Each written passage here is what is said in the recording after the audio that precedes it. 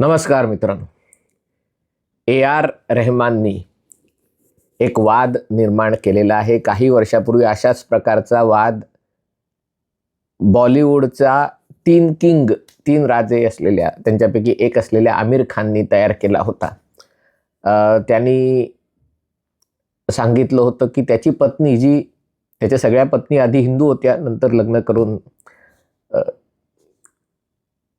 पण ती पत्नी किरण राव हिनी देशातल्या वातावरणाबद्दल भीती वाटते अशा प्रकारचं काहीतरी विधान केलं होतं आणि त्याबद्दल आमिर खान बऱ्यापैकी ट्रोल झाला होता. त्याच्यानंतर त्याचे अनेक चित्रपट फ्लॉप झाले आणि आता AR रहमान, जो पूर्वाश्रमीचा हिंदू होता, त्याचा जन्म बालपण हिंदू, दिलीप नाव होतं, त्यांनी नंतर काही वैयक्तिक कारणासाठी नवस बोलला होता, तो पूर्ण करण्यासाठी त्यांनी इस्लामचा स्वीकार केला. इतका स्वीकार केला की त्याची मुलगी वगैरे पण सगळे असं नखशिकांत बुरखा वगैरे घालतात. पण तरी AR रहमानला कधी आत्तापर्यंत वंदे मातरम गाण्यास किंवा मा तुझे सलाम वगैरे म्हणण्यास काही अडचण नव्हती. पण BBC एशिया, म्हणजे बेसिकली BBC पाकिस्तान, एशिया म्हणजे त्यांच्यासाठी पाकिस्तानच आहे, पाकिस्तान, बांगलादेश वगैरे. इंडिया म्हटलं की भारत आणि एशिया म्हटलं की हे पाकिस्तान, बांगलादेश, मालदीव वगैरे, हे BBCचं. पण त्याच्यासाठी एक मुलाखत देताना AR रहमाननी असं सुचवलं की सध्या काम कमी आहे. याचं एक कारण म्हणजे गेल्या 8 वर्षापासून देशातली परिस्थिती बदलली. म्हणजे साधारणतः 2019 सालपासून, म्हणजे मोदी 2 आणि मोदी 3 काळात देशातली परिस्थिती बदलली आणि जे लोक क्रिएटिव्ह नाही आहेत, सुमार सद्दी आहे, कदाचित संघ परिवारातली असेल, कदाचित हिंदुत्ववादी विचारांची असेल, ते सगळे महत्त्वाच्या पदांवर बसलेले आहेत. आणि त्याच्यामुळे अनेकदा हे त्यांनी नाही म्हटलंय, हे मी खुलासा करू इच्छितो, पण त्यांनी सांगितलं की सुमार लोक, त्यांच्या हातात बरीच ताकद आलेली आहे आणि त्याच्यामुळे असेल कदाचित. मग त्याला विचारलं, तुला कैसा भेदभाव जाणवला का की तू मुस्लिम असल्यामुळे तुझ्या कामावर परिणाम झाला वगैरे? तो म्हणला, असा जाणवला नाही, पण असं कानावर पडतं इकडून तिकडून, म्हणजे चायनीज विस्पर्स असा शब्द त्यांनी वापरला. पण मग लगेच त्या प्रश्नकर्त्यांनी, तो असा दाढीवालाच होता, त्यांनी लगेच प्रश्न विचारला की अरे पण तू तर छावा चित्रपटातही काम केलंयस, संगीत दिलंयस त्याला. रहमान म्हटला, हो खरं आहे. म्हणजे जेव्हा मला त्याच्या दिग्दर्शकांनी विचारलं तेव्हा मी म्हटलं की माझी काय गरज आहे तुला या चित्रपटासाठी, तेव्हा त्यांनी सांगितलं, बहुतेक ओम राऊत यांनी असेल, की नाही मला तूच हवायस, या चित्रपटाला तूच चांगलं संगीत देऊ शकतोस. आणि म्हणून मी हो म्हणलं. मग प्रश्नकर्त्यांनी त्याला विचारलं की अरे पण हा चित्रपट डिवायझिव्ह आहे, म्हणजे एका प्रकारे हिंदू मुस्लिम द्वेष निर्माण करणार आहे. म्हणजे छत्रपती संभाजी महाराजांना औरंगजेबानी ज्या प्रकारे मारलं ते दाखवणं, हेही हिंदू मुस्लिम द्वेष करण्याचा भाग आहे, असं त्याला म्हणायचं होतं बहुधा. पण पुढे जाऊन तो म्हणला की असं असलं तरी त्याच्या मध्याशी छत्रपती संभाजी महाराजांचं शौर्य दाखवणं हा उद्देश होता.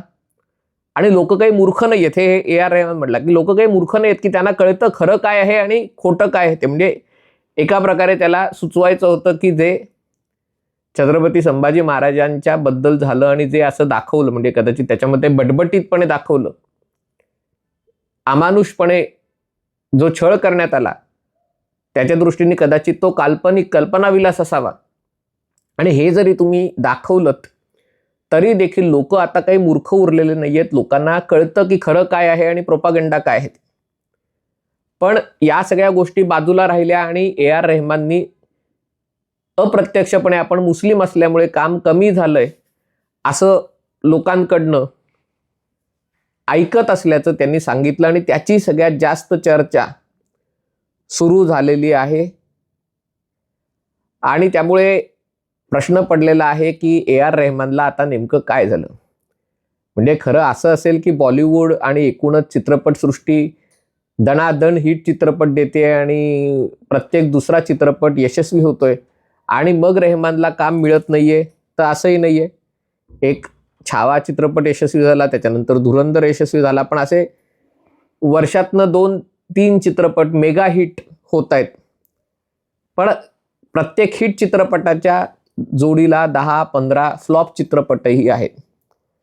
आणि त्याच्यामुळे असं नाहीये की बाकीच्यांना भरभरून काम आहे आणि ए आर रेहमानला काम नाहीये. ए आर रेहमान आमच्या लहानपणापासून चित्रपटांना संगीत देतोय आणि लोकांची आवड बदलते, लोकांचे स्वभाव बदलतात. या विषयावर बरखा दत्तनीही एक काहीतरी शो केला आणि तो मी बघवतो आणि त्याच्यात एक कुशल मेहरा म्हणून त्याने एक चांगलं याचं विवरण केलं, त्याच्याबद्दलही बोलणार आहे. पण सांगण्याचा उद्देश हा की पूर्वी अलका याज्ञिक, कुमार सानू, हरिहरन वगैरे सगळे लोक ते अजूनही आहेत, गाणी गातात. लेस्ली लुईस, म्हणजे फक्त हिंदूंची नावं घ्यायची नसेल तर इतरही आहे.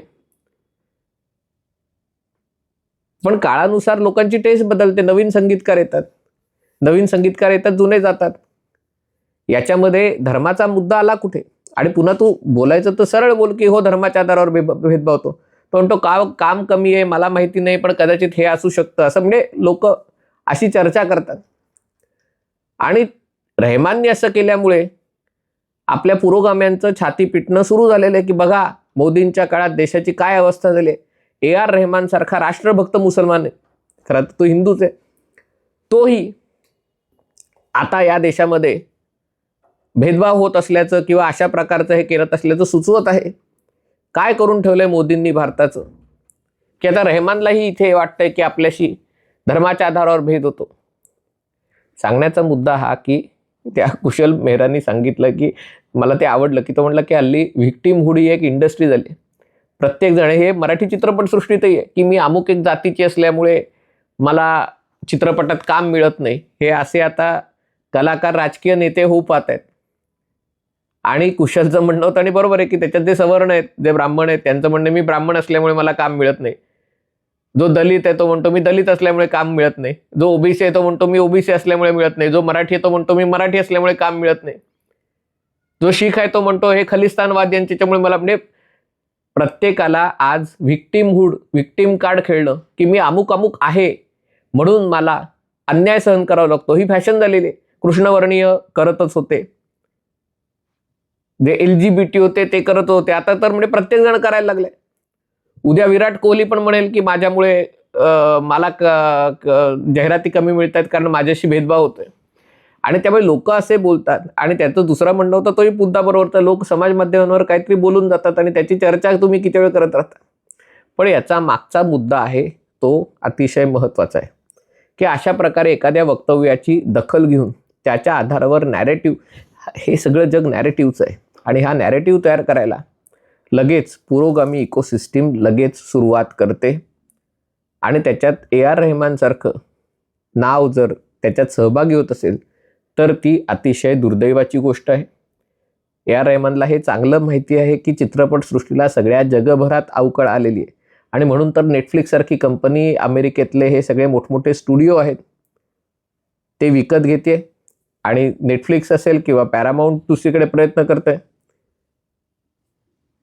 डिझनेचं पण तेच झालेलं आहे. म्हणजे सगळ्या गोष्टी कोसळत आहेत. चित्रपटाचं शूटिंग प्रचंड खर्च करण्यापेक्षा डिजिटल शूटिंग करणं, डिजिटल म्युझिक तयार करणं हे खूप स्वस्त होतं. आता तर बऱ्याच ठिकाणी चित्रपट सेटवर शूटच न करता, आउटडोअर शूटच न करता प्रचंड मोठ्या साईजचं, ज्याला क्रोमा स्क्रीन म्हणतात, म्हणजे पाठी हिरवं, फ्लोरोसंट हिरवं पडदा असतो आणि नाटकाचं शूटिंग करावं तशा प्रकारे शूटिंग होतं आणि पाठची बॅकग्राऊंड चेंज केली जाते किंवा स्पेशल इफेक्ट टाकले जातात. का? तर खर्च वाचवायला. आणि जिथे शूटिंगचा खर्च वाचवला जातो तिथे म्युझिकचाही खर्च वाचवला जातोच. रेहमाननी पण हे सुचवलं की आता जे सगळे नवीन प्रोड्युसर आले, आता बरेचदा चित्रपटाला फंडिंग करणारे लोक हे सगळे तंत्रज्ञान उद्योगातले आहेत आणि त्यांच्याकडे तरुण संगीतकार असतात, ते संगीत देतात, स्वस्तात काम होतं, लोकांना आवडतं, लोक ऐकतात. आणि ए आर रेहमानकडे काही कमी पैसे नाही आहेत. तो स्वतः प्रायव्हेट शो करू शकतो, कॉन्सर्ट करू शकतो, स्वतःचं म्युझिक ॲमेझॉन म्युझिकवर, गुगल म्युझिकवर, स्पॉटिफायवर टाकू शकतो. पण ही जी रडण्याची सवय आहे आणि ते कोणीतरी रडलं की त्याच्या नावाने हे या लोकांचं छाती पिटण्याची सवय आहे, ती काही जात नाही. जेव्हा बॉलिवूडवर खानावळीचं वर्चस्व होतं, अजूनही आहे, तेव्हा बाकीच्या लोकांवर अन्याय होतच होता. तेव्हा त्याच्यात कोणी हिंदुत्ववादी असेल त्याला काम मिळतच नव्हतं, त्याला त्याची विचारधारा तडजोड करायला भाग पाडलंच जात होतं. त्याच्यातल्या ज्या गोष्टी तुम्हाला पटत नव्हत्या, म्हणजे छावाबद्दल तुम्हाला ही सल आहे की त्यामध्ये हिंदू मुस्लिम तेढ निर्माण करण्याचा प्रयत्न केलाय. पण जेव्हा तुम्ही भारतावर आक्रमण करणाऱ्या लोकांचा, आणि by the way A R Rahman Ramayana चित्रपटालाही संगीत देतोय. आता रामायण चित्रपट फारसा यशस्वी होईल की नाही मला शंका आहे, कारण हे बॉलिवूडमधल्या सगळ्या त्या रणबीर कपूरला आणि रश्मिका मंदाना वगैरेंना घेऊन कोणी बॉलिवूड चित्रपट बनवला की तो यशस्वी होईलच असं नाही. त्यात काय दाखवत आहे ते महत्त्वाचं नाही. तर यांना सेक्युलर किडा चावलेला कोणतरी डिरेक्टर असेल तर तो त्याच्यातही काहीतरी दाखवू शकेल.